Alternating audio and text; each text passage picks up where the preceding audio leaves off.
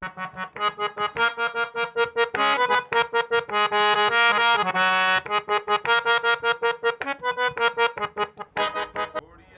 will say, leave Paro. Paro will say, leave to drink. One day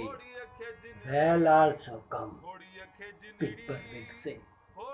leave the world. Leave the world. वाह वाह अंग्रेजी में script एड़ो तो बनी रखंदो सां जो सॼी ज़िंदगी यादि रहे भला मूं जहिड़ो बि कोई एक्टर थींदो या father will say leave the path खोड़ीअ खे जिनड़ी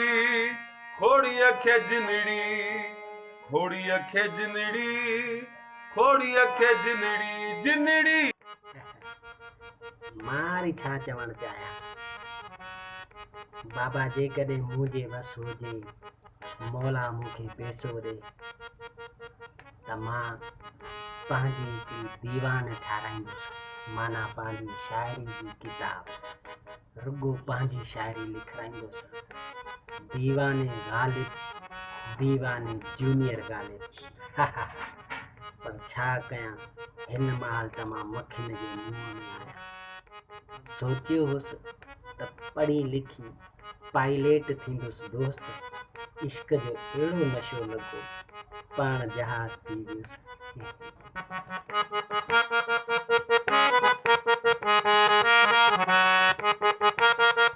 अॼु त थी वई सोजरो सोजरो अॼु त थी वई सोजरो सोजरो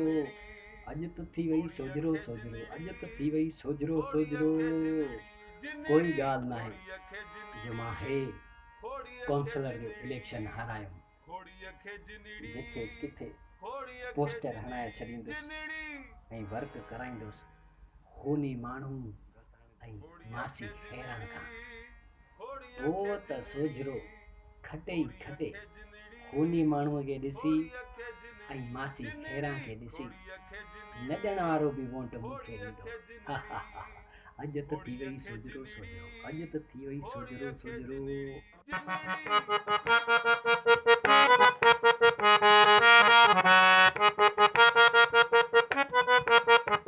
लॻे पंहिंजो मेखाने सां मां वरी छा चवणु चाहियां हे जेके मुंहिंजा भाइर कम जा ई न आहिनि असल त मां आहियां मवाली मौला बख़्श उर्फ़ मौलू छा कयां बेरोज़गार आहियां पैसो हथ अचे त ॾिसजां सखावत मुंहिंजी मौलू जी सखावत ॾिसजां मां चवां थो ज़रे ज़रे ते मेखाना आबाद करे छॾींदुसि बाबा मवाली ईंदा सॼो ॾींहुं पियो नशो पतो हलंदो